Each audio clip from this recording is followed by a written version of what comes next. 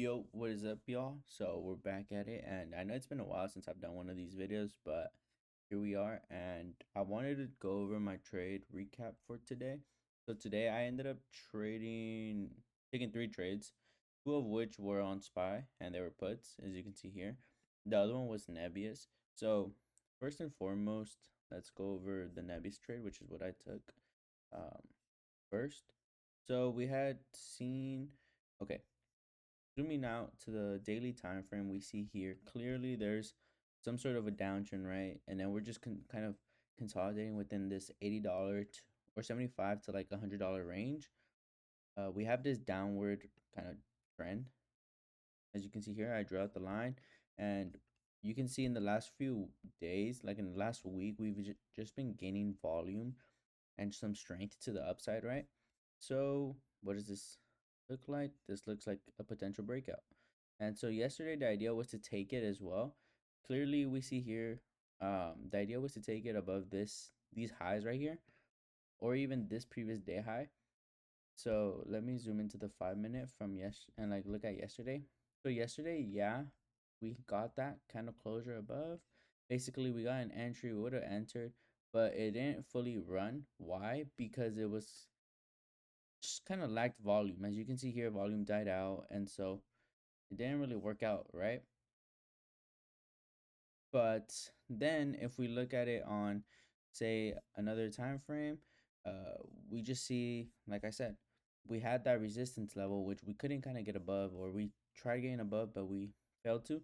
So decided to wait until today, waited for yesterday's highs to be taken out, and as you can see here, we actually uh we clearly took them out, right? So the idea was to take it above previous day high. So this is previous day's high. Once we got a candle close above here, I was waiting for an entry, and I finally got it somewhere here or here. I forgot where I got filled, but I think it was somewhere here. The idea is once you get a 5 minute candle close above your level, that's when you take it. Your stop loss technically goes to low of day, but given that my low of day was pretty low, like down there, I would have just stopped out if we decided to like fall back within this range right here. So anything below the, if we closed below this, then I would have gotten out, right? So that was the idea behind that. The idea was to target these levels here, which are, let me zoom out to the 1 hour. It's legit just like this level right here, and then like the gap fill. So it'd be somewhere here. But as you can see, I ended up taking profits earlier. Unfortunately, I didn't take it up here or up here or up here. I I ended up taking it somewhere here. Once we got this kind of consolidation, and then once we're starting to pump back up, I decided to just take some profits, or just take my profits, because I only had one contract.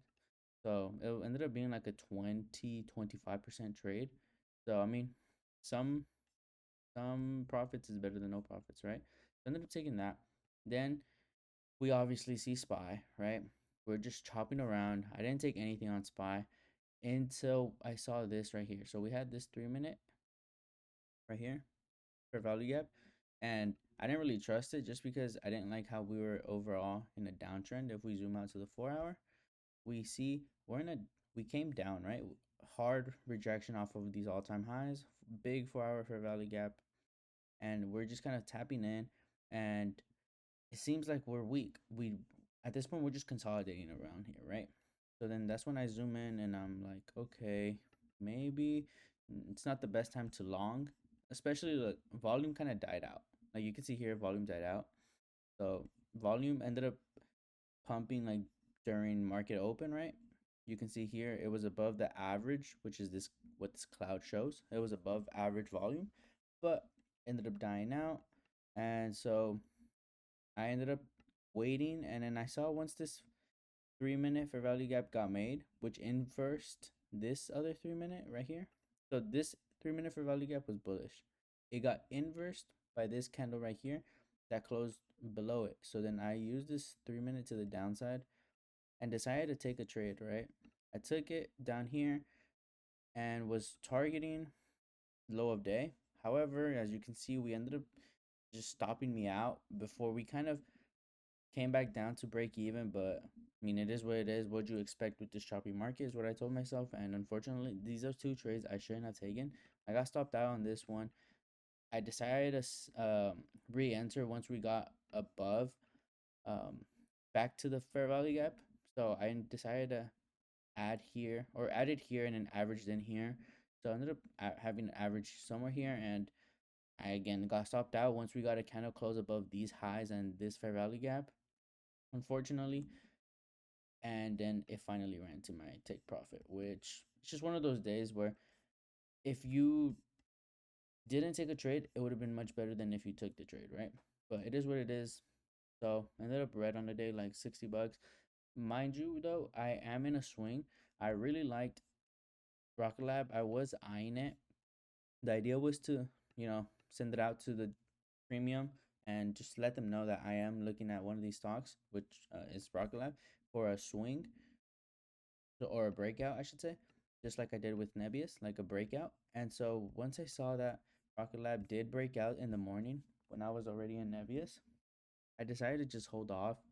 And as you see here, we were kind of struggling to get above these highs. So that's why I was a bit more confident in holding off. And it ended up just chopping.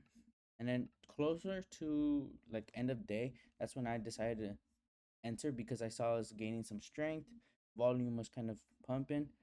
And so we ended up gaining some strength above this previous day high. We are still kind of resisting here on this high, but it does look like we're flipping the EMAs. So price is getting above the 10 and the 20 EMA on the daily, which is bullish, right? So once we get that close above, it can be a sign that we're about to reverse to the upside. So ideally, I'd want to see the EMAs on the daily flip. So this could be a few day, like a day, um, trade that I hold for a few days, but it might just sell once it hits my take profit. But as of right now, I am holding this. So at the moment, what it's down or it's up. Basically, I entered at like 76, 70 ish, 76, 73. So I'm down. Like it's down, but I mean, obviously it's overnight. So we'll see how we open up tomorrow. I don't know if I want to swing it since we have earnings, as you can see, in 7 days, but we'll check that out. Yeah, I'll keep you guys updated. Live trading tomorrow, 6:30 a.m. God bless.